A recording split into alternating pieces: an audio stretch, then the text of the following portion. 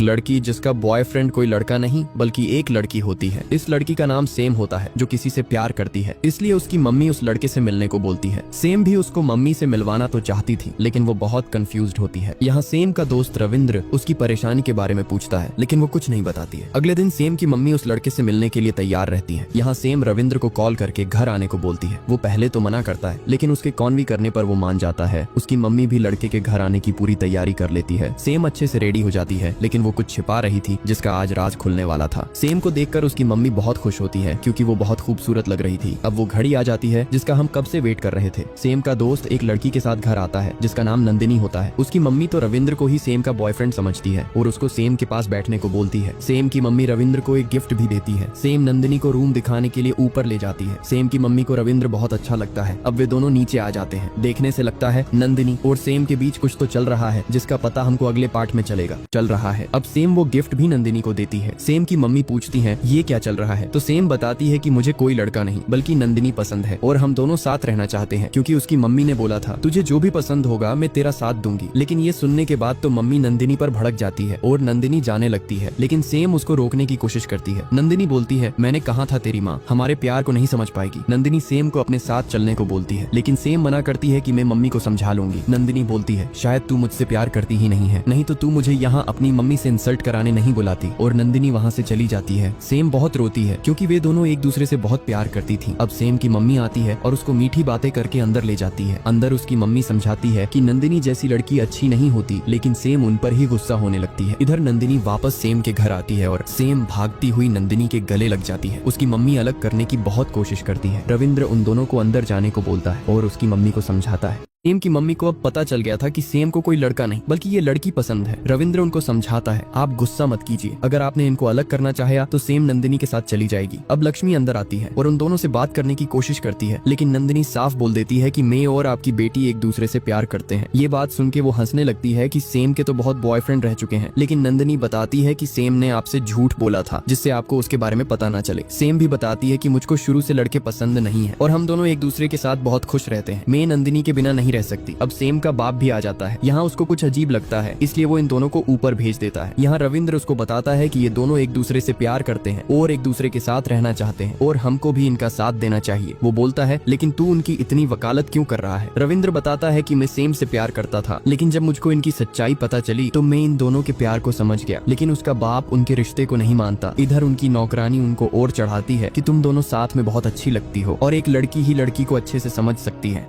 Same के पापा को भी पता चल गया था कि उसकी बेटी सेम और नंदिनी एक दूसरे से प्यार करते हैं। रविंद्र उनको बोलता है कि सेम और नंदिनी एक दूसरे के बिना नहीं रह सकती और हमको भी इन्हें एक्सेप्ट करना चाहिए और हम इसके सिवा कुछ नहीं कर सकते। लेकिन देवराज उसकी बात नहीं मानता और बोलता है कि मैं अपनी बेटी को किसी लड़की के साथ नहीं छोड़ सकता और मैं उसका ये प्यार उतार कर रहूंगा। अगर मैं ऐसा करने में कामयाब हुआ तो तुमको सेम से शादी करनी होगी। इधर उनकी नौकरानी उनसे बात करती है अगर तुम दोनों की शादी हो जाती है तो तुम में से हस्बैंड कौन होगा, लेकिन वे बोलती है कि हमारे प्यार में किसी आदमी शब्द की जरूरत नहीं है। अब देवराज अपनी बीवी के पास आता है और उस पर ही बिल फाड़ता है कि तुम सेम की परवरिश सही से नहीं कर पाई, और एक प्लान बनाता है। और कुछ देर बाद दोनों रूम से बाहर आकर उन दोनों के पास आते हैं। देवराज नंदिनी से पूछता है क्या तुम्हारे घर पर इस बारे में पता है, तो नंदिनी बताती है कि हमारे रिश्ते के बारे में पता चलने पर मेरे घर वालों ने मुझको घर से निकाल दिया था। देवराज पूछता है तुमको कैसे पता चला कि तुम्हारा इंटरेस्ट लड़कियों में है। तभी सेम बोलती है कि ये मेरे पास नहीं बल्कि मैंने नंदिनी को प्रपोज किया था। देवराज बोलता है ये रिश्ता नेचर के खिलाफ है, लेकिन सेम अपने पापा की बात नहीं सुनती। देवराज बोलता है तुम दोनों का ये रिश्ता हमारी सोसाइटी कभी एक्सेप्ट नहीं करेगी और ये नेचर के नियम के खिलाफ है। तो सेम बोलती है अगर हमारा रिश्ता नेचर के खिलाफ होता तो भगवान हमको ऐसी फीलिंग क्यों देते। लेकिन देवराज कहता है अगर दो इंसान साथ रहकर भी बच्चे ना कर सके तो उनका रिश्ता व्यर्थ है। लेकिन सेम आर्ग्यू करती है अगर ऐसा होता तो आपकी तो शादी के बाद बच्चा हुआ था जो कि मैं हूँ, लेकिन फिर भी आपका डिवोर्स हो गया और दूसरी शादी से आपको कोई बच्चा नहीं है, तो आपका वो रिश्ता व्यर्थ है। लेकिन देवराज कहता है मेरा कोई बच्चा नहीं हुआ, लेकिन मेरा रिश्ता नेचर के खिलाफ नहीं है। ये आर्ग्यू सुन के रविंद्र बोलता है अगर बिना बच्चे पैदा किए जीवन व्यर्थ है तो हमारे देश में बहुत साधु सन्यासी लोग हैं और ऐसे भी लोग हैं जो शादी के बाद भी अलग रह रहे हैं, तो क्या उनका जीवन व्यर्थ है। और सेम बोलती है अगर आपको बच्चे की ज्यादा ही फिक्र है तो हम बच्चा गोद ले लेंगे। लक्ष्मी उसको समझाती है कि गोद वे लोग लेते हैं जो बच्चा पैदा नहीं कर सकते, तुम तो बच्चा पैदा कर सकती हो। ये आर्गुमेंट खत्म होने का नाम नहीं ले रहा था। देवराज को गुस्सा आ जाता है, वो बोल देता है मेरे हाथों से कुछ गलत हो जाएगा। तभी उनकी नौकरानी आ जाती है। लक्ष्मी को डर था वो हमारे घर की बात बाहर ना बता दे जिससे उनके घर की बदनामी हो जाएगी।